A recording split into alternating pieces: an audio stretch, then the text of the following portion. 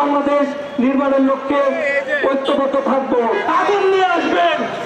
আজকে আমাদের আগুন লাগিয়ে দিয়েছে। অন্যান্য রাজনৈতিক প্রধানদের যেমন ভূমিকা ছিল ঠিক তেমন কেন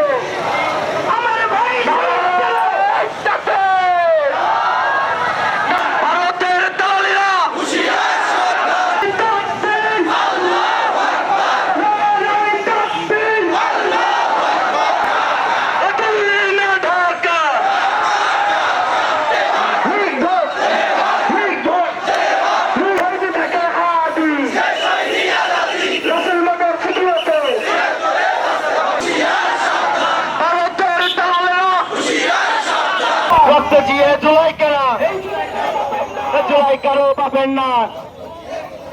আমাদের ধামনিতে শহীদের রক্ত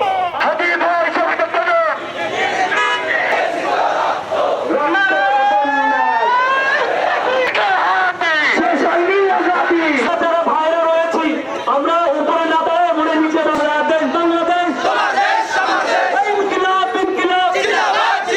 জিন্দাবাদ জিন্দাবাদ। শরীফ ওসমান হাদী ভাইয়ের উপরে হামলা করেছে। আপনারা জানেন আমাদের রক্তের দাগ এখনো শুকায় নাই। আমাদের ওসমান হাদী ভাইয়ের লাশ, শহীদ ওসমান হাদী ভাইয়ের লাশ সিঙ্গাপুর থেকে বাংলাদেশে রওনা হচ্ছে।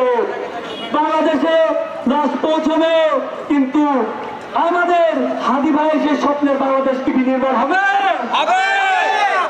আমাদের বাংলাদেশের দুশ্মন ভারতীয় আক্রমণবাদী জুলাই বিপ্লবের পরে প্রথম সারির সৈনিক ওসমান হাদীকে তারা হত্যা করেছে।